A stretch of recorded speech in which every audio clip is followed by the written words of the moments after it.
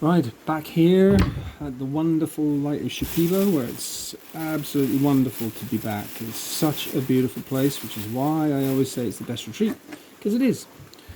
So, got a lovely group of people, and it's raining. Last night's ceremony, bugs. Last night's ceremony, number 61 for me. Can't remember much of it, in some ways. First drink was about a third of a cup. Kristen came over to me and said that Maestro said, because of your experience, do you want a half a cup? And I said, new shaman Rusbel, he's fantastic. Shaman Rusbel, new shaman, new ayahuasca, don't know where his brew's from or whatever. And months, for a month ago since the last retreat in Bolivia. But no, never underestimate ayahuasca. I don't know where I am, so I'll just take it easy. First cup, back to normal for here with the proper shamans that do it right and strong. Back to normal behavior pretty much for me. Nothing happened for the first 2 hours except the opportunity to observe, the new people in the group, of which there's only two are actually not done Aya before, but the rest really are effectively new because they haven't done any. They've just done one ceremony here and then a week break or more, and then another ceremony. They've never done a retreat type, ceremony, day off, ceremony, day off, ceremony.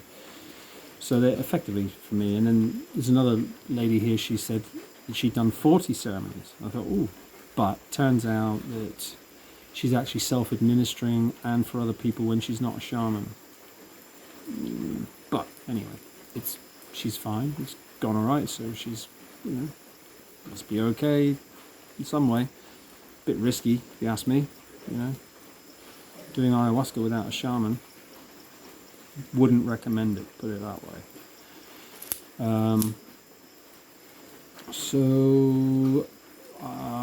I like to be in that space. I did, for my intention, I did actually say to Mama, because I had a bit of kind of, not anxiety, but once I felt the ayahuasca a little bit, it did kind of set off kind of a bit of physical anxiety, sort of just the adrenaline and stuff, and I thought, oh fuck, but it wasn't a problem. At one point though, wow, I really felt it, but that was pure fear of everybody else, because at one point, Maestro Rusbel, he's typical Shipibo, and then they can be merciless. Absolutely. When it comes to cleaning, it's like, sorry, don't care what you're going through, you're going to get cleaned, and it won't stop until it stops. So I felt for him. There was some seriously heavy duty vomiting going on, and then retching. One guy had to go out to the toilets, and I could still hear him in the toilet, and so it was really interesting. And I'm allowed, I always allow myself the smile because I've been there, and to see the new people, no matter what they say before, guys saying, oh, I've done a lot of Parashka, whatever you call it. I have to look it up on the web. I can't remember the name of the meditation. But it doesn't matter, if you've got your fundamental layer is dark energy that's infected you, your meditation is obviously going to help a lot, but it's not going to clear it if it's already there. And this is the impression I got last night, because he was retching for ages and vomiting 2 or 3 times, and then having to go out, and it was chaos at one point. This time though, I was just like, yeah, it's fine. Or instead of getting annoyed about it, how it's disrupting my ceremony, because I wasn't feeling the ayahuasca anyway. And it was just interesting to be my first one back here and just take it all in and just find it amusing. So it was pretty chaotic. Lady and Christian had their work cut out. There were people knocking on the floor like at the same time, 2 or 3 times. Someone would knock, and then someone else would knock, and then take one out, and then another one would knock, and then another one's cut. It was, but it was good. It was nice. So I actually had a really good ceremony. When the ayahuasca finally kicked in, but it took the second cup A lady came, was it, no, Christian came over, was it lady? Christian came over to me. Who was it? No, it was lady. A lady came over and said, Mr. Steve, do you want to do the second cup? I said, yeah, I'll just the third again though. I thought, just started to feel it, and this happens a lot. You know, just as you ask for the next cup, you start to feel the first one, and you're thinking, oh, where's this going to go? Don't want to fall into the trap. But I want to be my usual space back in my room, tripping. So I'm talking to Mama Ayahuasca in my own space after the bulk of the ceremony's over, and it's, you know, that's kind of my space. Because you've gone through the effects of the ayahuasca where it's finding dark energy, and it found, and I was thinking it's probably a bit of a residue from that last fucking infection that I got in before the Bolivian retreat, which unfortunately I cannot show you the videos publicly because of the effect of that dark energy at the last retreat, because I said some pretty negative things overall, because that's the space it put me in. It was a completely mind controlling weapon and an attack, which Mama explained to me, which I think is in ceremony 60 a little bit, maybe, I don't know, where I explain it, but I can't show 58 and 59 because after the 59, Mama Ayahuasca, after 60, when I was connected to her again, after being blocked for 2 ceremonies, when the shamana couldn't see the negative energy, and I couldn't see her abilities. It was a horrible situation, mind controlling, totally negative.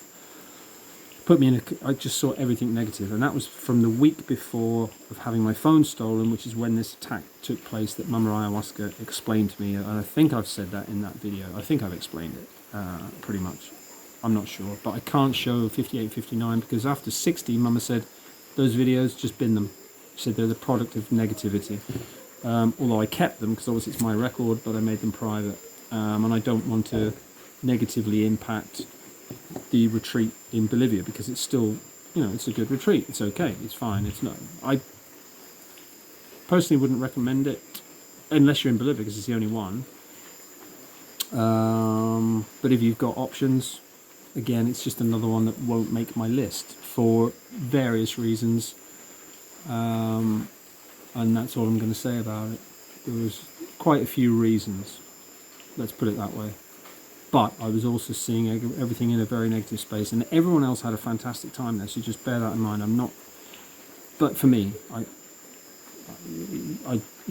there are a few issues with that retreat. A certain way things were done that I don't agree with.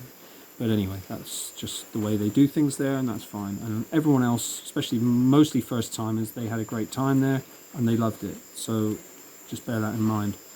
So that's all I'm going to say about that. So anyway, this was basically still, I just got the idea when I had this slowly increasing discomfort in my stomach. It wasn't horrendous. It wasn't bad at all, really. But I kind of visualized it as just a yellow line across one part of my intestines, which had to be vomited out later on back to full power. So once the ayahuasca had kicked in, and it was a long ceremony, it was 5.5 hours. He really spent the time cleaning everybody out, because it was just getting to the point where I'm just like, I needed a pee as well. I was really heavily under the ayahuasca after the second cup. Didn't have many visuals or anything, but a big conversation with Mama. Got my life ultimatum, basically. Not going to help me with the worst case scenario of fucking ending it all. If I can't be asked, it's just a choice, Steve. I'm not going to help you with it. This is your last test, although there's no reflection on whatever the outcome is from her perspective, because I've done my main job of what in life, of balancing the dark energy in my family, finding out all about it, and suffering because of it. And there's going to be no repercussions, after death for any of that. My job's done. So she's, from that point of view, she said, but this part of your life is yours now, and I'm not going to help you with it. You've had the training. You're fully aware of the whole spiritual war, the reality of dark and light, the war between dark and light, and you've had enough information of your role within that. Now this part of your life is purely on you. You know, if you get sucked back into the darkness, if you allow that to happen, or you stay as buoyant as you possibly can, which is difficult in my case because I still have a brain chemistry issue. I can wake up like it in the morning feeling very, very low. That's not been cured. Although I don't suffer depression anymore, I still get those low moods and they can be intense. So that's still a biological issue, and you know, ayahuasca plant medicines hasn't managed to fix that completely. It's just the way it is, and she said that's your test, your final test. Not much more ultimate than that, because it's your own life that's in the balance, and that's your choice. She said I won't be reflected in any way on my afterworld attitude towards you, because we understand, you know, but it literally is a harsh choice between succumbing to the darkness or trying to transcend it for what time you have left. So it's up to you to find something for yourself, for what's left, to try and enjoy what's left of your life, staying positive. Not an easy task for me. My whole life's been full of negativity. Some of the brain pathways are obviously so hardwired that ayahuasca's not even rebuilt them. Rebuilt many. Obviously got a lot of physical health. And it showed last night how clean I am still. I know I only did a retreat a month ago, but obviously it wasn't optimal because of what happened. So I was pretty pleased, and I was in a really good space. And I did have, I can't remember the details, but it was beautiful actually at one point, especially amidst the chaos, because everybody handled it really well though. I said to them this morning, I said, wow, you're an interesting group, aren't you? She said, what do you mean? And people were like, what do you mean? So there's a lot of energy, and I spoke to the shaman, because I'm always last. When I spoke to the shaman about, you're supposed to talk about your events in the night before, give feedback, but there's nothing he can say to me. Once I explain the situation and my ultimatum, it's just like, what can anyone say? There's nothing that anyone can help me with. It's my solo journey and my decision, you know. So anyway, it's a tough one. But we were talking about the energy in the group, and I said, I was saying how amusing it was for me. And he said, yeah, there was a lot of big energies around in the room last night. But it wasn't. None of it was dark, as like demonic-y or just nasty. It was just people's general problems in life. Lovely girl here, twin, who's with the other guy who's got Vietnamese ancestry, and his new wife is Brazilian. She speaks lots of languages. She's lovely. And they're here as three friends, and obviously a married couple, and he's a big meditator. And I was thinking at one point, well, all you telling me about your meditation at the end of the day, where's your meditation now? Because it's just not in the same ballpark. When he was vomiting like he was, and it's like you can't regain yourself to try and meditate with what he was being cleaned with. And he handled it because he's got some experience, got eight ceremonies experience, or 8 ayahuasca sessions experience. So it was really interesting, because I was thinking, at that point, oh, sorry brother, when the Shipibo and the ayahuasca turn it on for you, nothing you can do about it. It's gonna wipe the floor with you. It did. So I find it, it's nice to have those moments for me personally, partly to reflect on what I've been through, because people can't relate to it. 2 weeks on, 2 weeks off, 2 weeks on, 2 weeks off, 6 ceremonies a month for 6 months. It's like, what the fuck? So I was back to my normal program of behaviour, which meant getting to a point where it's like, oh, God, I hope the ceremony ends soon. Because I just want to get back to my room, just to clear the shit out of my stomach, go and vomit, maybe have a crap. But it really hit towards the end. At one point he actually lit the candles. So, ceremony's over. And then he started singing another Icaro again, because it was just like, every Icaro, you're thinking, God, it must be 4 hours by now. It should end after like not 3 normally. 3 hours is normally 8:30 till 12. By the time the drink kicks in, 8:30. And it just seemed it went on and on. And the other guy here, the American guy, or Canadian guy, he said to me, no, he said it was 5.5 hours. He said he checked his watch when he got back to the room, and it was 1:45 in the morning. So, you know, nearly 2 hours past, 2 hours longer than normal. But and then, you know, just as you think it's finished, the shaman would have a bit of a rest. You'd hear him kind of breathe heavily, because it was draining. He put a lot of work in. Great shaman. Typical Shipibo. Oof. Power. But he really took everyone to the cleaners except me. But I got it a bit later.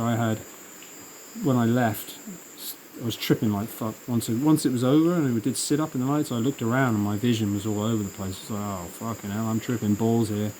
Don't think I'm going to be able to walk. But I was right. Christian, walked back with Christian. But when I got in the bed, my stomach was uncomfortable.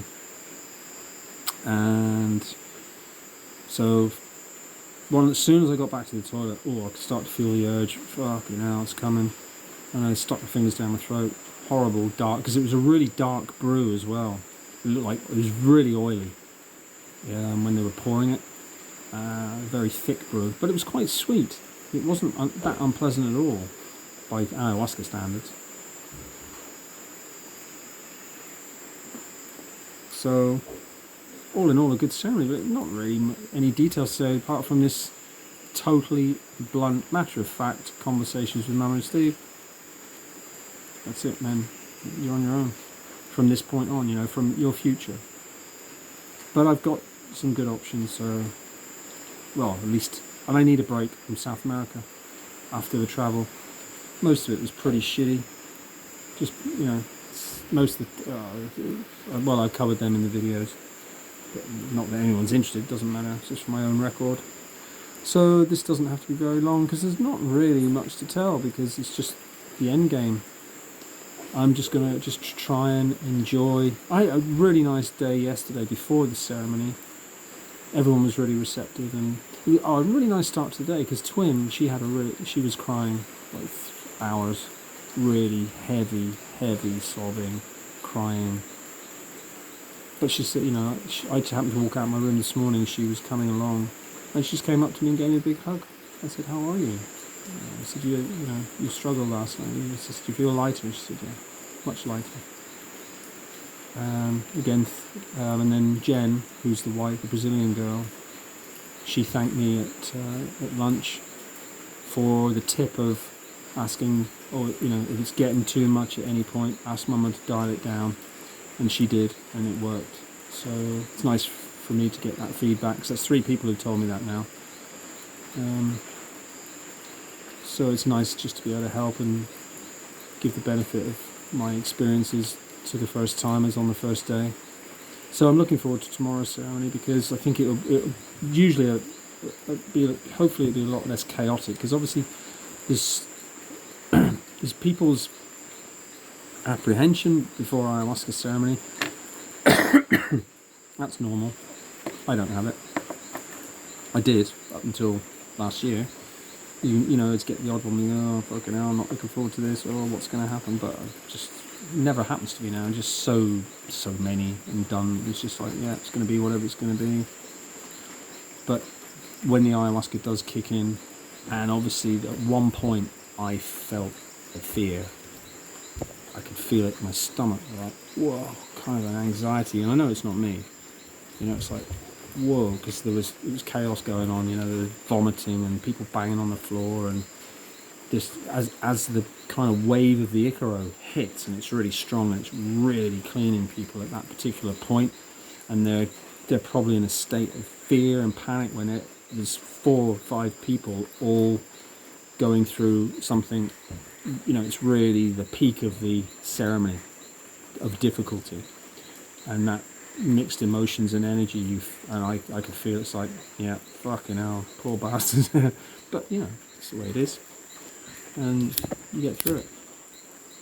But yeah, I could certainly feel it, a mixture of fear and panic last night coming from everybody at that point. And then once that was past, everything settled down and kind of faded out nicely. There are a few of the quiet spaces where Maestro stopped singing that normally cook you a bit, but mainly it was relief, just like people thinking again, oh my God, I hope that's it, it's done, the ceremony's over. And then he'd start singing another one. It's like, oh, okay. But that went on like 5 times. It's like, isn't this the last one? Then it would finish. Oh, it's got to be over now. And then the candles, he wouldn't light the candles. There'd be a bit of chattering between the shaman and someone else. And then it'd be another Icaro starts. And he's explained it today. He said, no, there's still... So he's really conscientious, obviously. You know, he really puts the effort in. If there's any bad energy left in the room, he's not going to stop until he's happy that he's done the work. So that's fantastic. He's a nice guy. He's a bit dour looking. He's not sort of chatty or anything. And there's an Italian woman who lives in Costa Rica in the room next to me. She's interesting, let's say. And she's the one who does the ayahuasca. She was next to me in the ceremony. And it was quite chatty, you know, because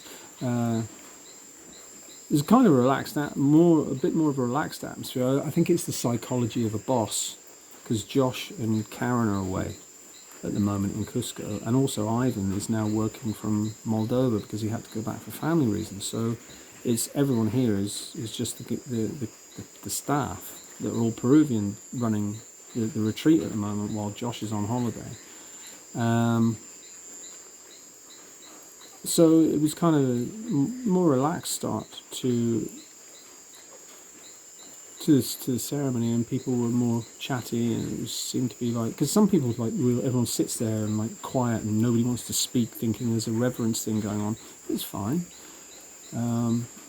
So she said to me, she leaned over and she said, she was talking about doing rapé in the ceremony. I'm like, if you feel like doing it, I wouldn't advise it, but if you want to do rapé in mid-ceremony because it suits you, fine, you know. But I was in a really easygoing mood, and I just thought, she'd need to turn the light on and stuff.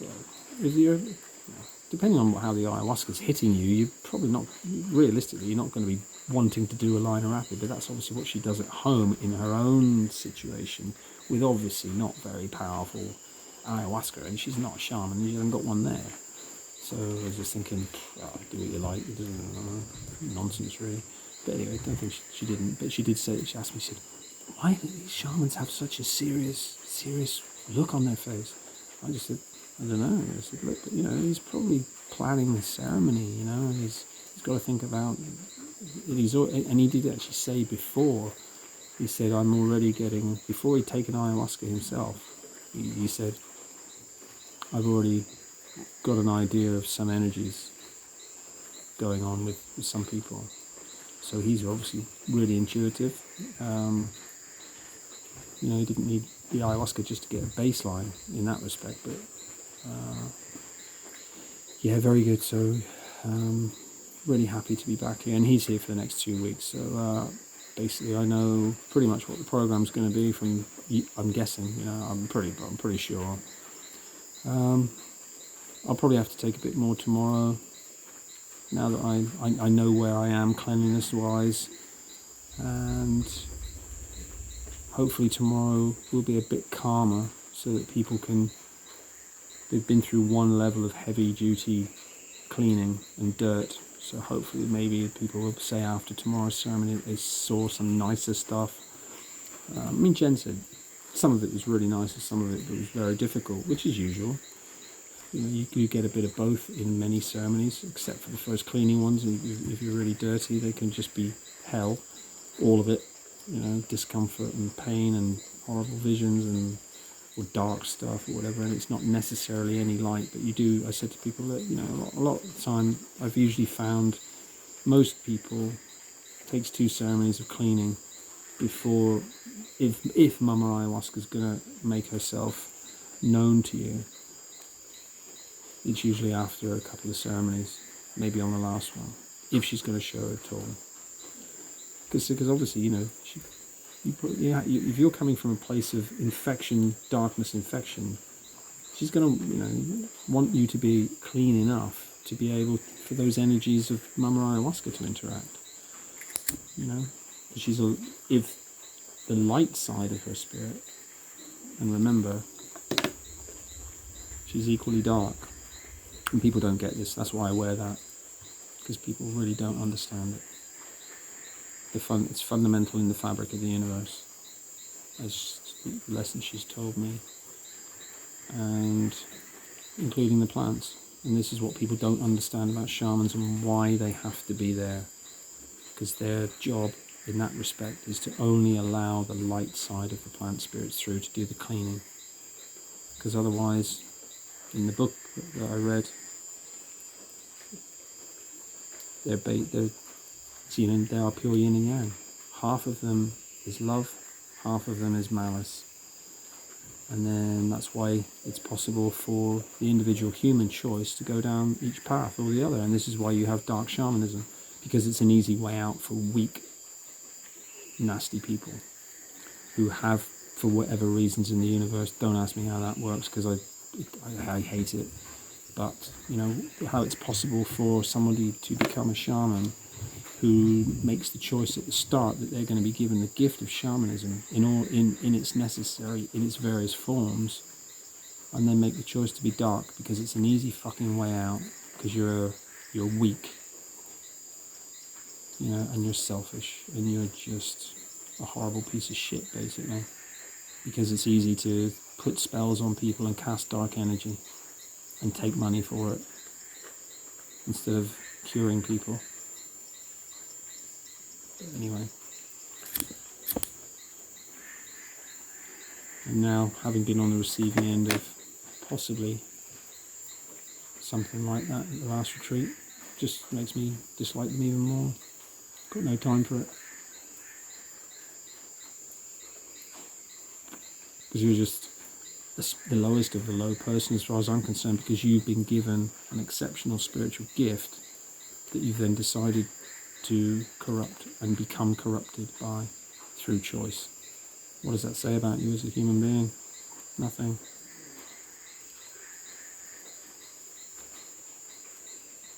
But anyway, that's the world we live in. I was thinking about that today, as far as, well, if yin and yang pervades everything, just statistically you could say 50% of the population are going to be born on the darker side of light than light. You guess, but anyway, I don't know. It's just an idea. Because essentially all human beings should be on the light side, as the nature of the light energies being essential for life itself, as the sort of atomic energy driving force of life itself. So you should always be, in principle, more light than dark. But obviously the way the rules of the game have been set up, with predator-prey systems in place, our inclinations are always going to be stronger, and they are, because Jordan Peterson said about it, we have a tendency to be more dark psychologically, because we're always anticipating a worst case scenario, because obviously it's about survival. Love doesn't keep you alive in a predator-prey situation. Only thinking strategically and kill or be killed, a negative emotion that is necessary for survival. So the rules of the game are set. I don't agree with it personally, but God, let's call it God. God made the rules, and He created everything else. Just as an idea. Doesn't matter whether you believe in God or not. It's just use the word God as a theory. The mind of God that's created the universe and set the initial parameters in place for dark and light to exist in a state of war, with an element of random chance thrown in, so that there is variation. So I don't why that should be the case. I suppose multi-dimensionals say, well, in every possible millions, infinite number of universes, you're going to get every possible combination. Maybe we're just one combination, one aspect of multiple possibilities, and others exist. I don't know. Who knows? But anyway, So that's it. So I'm not going to say any more. These are good. I'm not really interested in telling the details of these. I mean, but I am. I have to. I want to log them because I want to log up to 66. It's a good number to leave on, and then I'm done with plant medicine. I have to go off and do something else in the world. I'm as fit and healthy as I can possibly be at my age, given the damage that was done. Obviously I wanted to come back here. I'm glad I did. It's been a wonderful first day yesterday, and today's been nice. It was a bit difficult in the morning. I slept right through. I was really groggy and tired. So Christian brought me breakfast to the room this morning, rather than I just couldn't face being around people in the morning. I was tripping really heavily last night. I was tired because I didn't rest in the afternoon either. First day I was too kind of full of beans, really, just the excitement and just too much going on, talking to people, and so I didn't sleep. A few people did have a kip in the afternoon, which I always recommend because it could be a long night, and of course it was. So consequently, it wasn't too bad. Once I cleaned myself out, I did manage to get to sleep quite quickly. I don't remember dropping off. It did happen quite quick. But I couldn't face rapé. I did manage to eat half my apple, but I was so dehydrated. It came on like toward the end of the ceremony. I started thinking, I'm really thirsty too. But by the time I got back to the room, I was absolutely gasping, and I was feeling really just gone. Thinking, wow. Mum was, saying, go drink the whole vase of water, and I did. It's like, oh man, super dehydrated. So, and then after that, just managed to drop off.